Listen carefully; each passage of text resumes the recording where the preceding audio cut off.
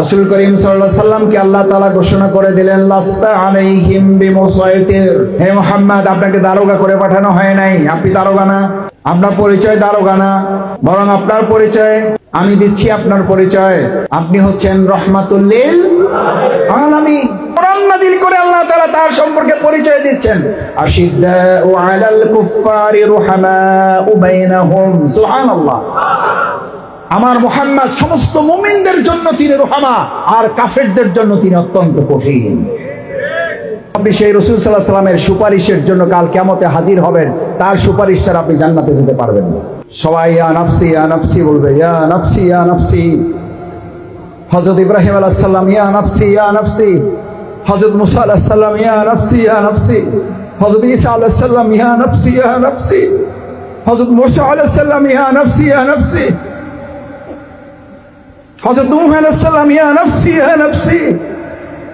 মানুষ গিয়ে জিজ্ঞেস করবে, আপনি ইব্রাহিম না? আপনি তো আমার জন্য সুপারিশ করেন। কয় যে আজকে আমি আমার জন্য যথেষ্ট নই, আমার কাছে গেলে হবে না, মুহাম্মদ সাল্লাল্লাহু আলাইহি ওয়াসাল্লামের কাছে চলে যাও। আল্লাহর বান্দা বান্দিরা পাগলের মতো এদিক ওদিক ছোটাছুটি করবে, সব জায়গায় শুধু শুনতে পাবে ইয়া নাফসি ইয়া নাফসি। ইসহাক ভাইয়ের সাথে তার সন্তানের দেখা হবে, বলবে, বাবা জান আজকে আমার জন্য আপনি কিছু একটু করেন, আমি আপনার ছেলে। ইসহাক ভাই সেদিন হাদিসের বর্ণনা বলবে, তুমি আমার কিসের ছেলে? আমি তো দুনিয়াতে বিয়েই করি নাই, আমার তো বিয়েই হয় নাই। শফিকুল ইসলাম মাসুদের সাথে তার সহধর্মিনীর দেখা হবে, বলবে, তুমি আমাকে এত পছন্দ করতে, আমাকে ছাড়া একটা রাত ঘুমাইতে পারতা না, আজকে তুমি আমার জন্য কিছু একটু করো। বলছে, বলো কি? আমার তো মাথা ঠিক নাই, আমি তো কোনোদিন কাউরে বিয়ে করি নাই, আমার কোনো বউ ছিল না।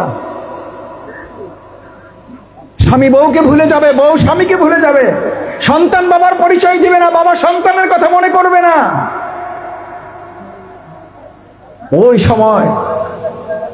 ওই সময় ময়দানের এক কোণা থেকে একটা আওয়াজ, একটা শব্দ বিপদগ্রস্ত এই বান্দা বান্দির কানে চলে আসবে, ইয়া উম্মতি ইয়া নাফসি ইয়া উম্মতি ইয়া উম্মতি। আল্লাহ আমার উম্মতকে বাঁচান। লোকেরা দলে দলে সেখানে চলে যাবে। কে বলতেছে ইয়া উম্মতি? উম্মার কথা কে চিন্তা করতেছে? একজন। কে সে? সবাই দৌড়ে যাবে, গিয়ে দেখবে সে হচ্ছে আমাদের প্রিয় নবী মুহাম্মদ আহমদ হযরত মুস্তাফা মুহাম্মদুর রাসূলুল্লাহ সাল্লাল্লাহু আলাইহি ওয়াসাল্লাম।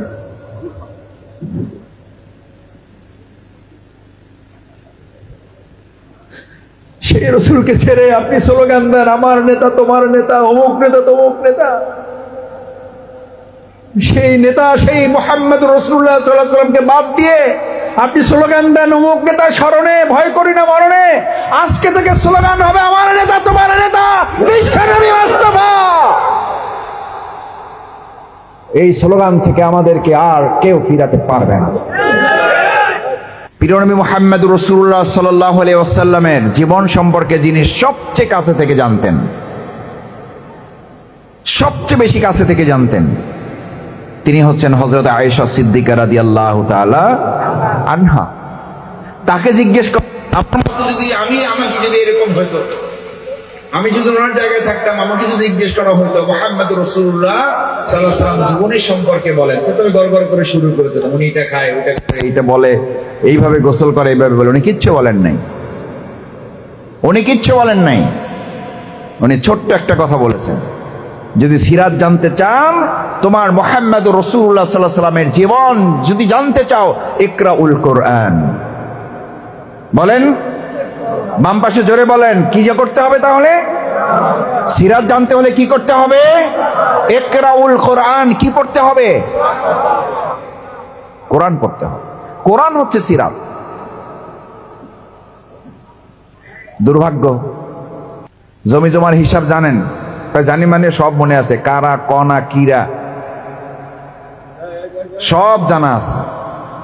কোরআন পড়তে পারেন? কয় মাথায় ধরে না, বয়স হয়ে গেছে তো। জমি জমা ধরে, কোরআন ধরে না। কপাল পড়ছে না? আছে।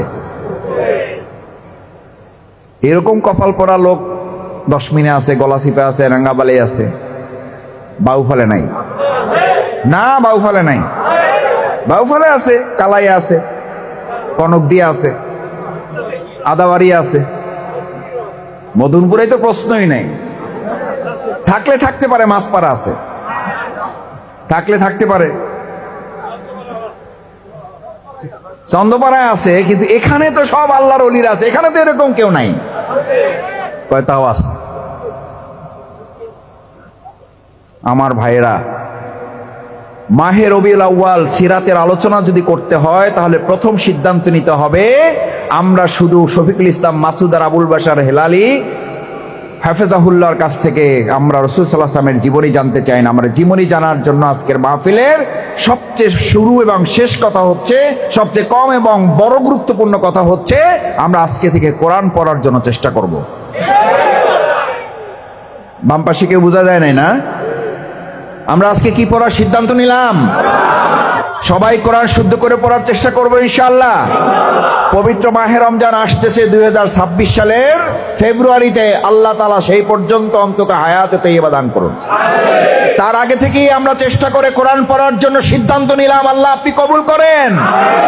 কোরআন না জেনে আমাদের কাউকে আপনি মৃত্যু দিয়েন না, কোরআন না জেনে কবরে দিয়েন না, কোরআন না জানা ব্যক্তিকে অন্ধ করে কাল কিয়ামতের দিন উঠানো হবে। আল্লাহ আপনি আমাদেরকে অন্ধ করে উঠেন না। আমান আ'রাদা আন যিকরি ফাইন্না লাহু মাঈশাতান দানকা। কি কঠিন কথা, অথচ মানে আমার ব্রেনে আসতেছে না, চিন্তায় নাই। আমান আ'রাদা আন যিকরি, যিকরি মানে জিকির, স্মরণ না।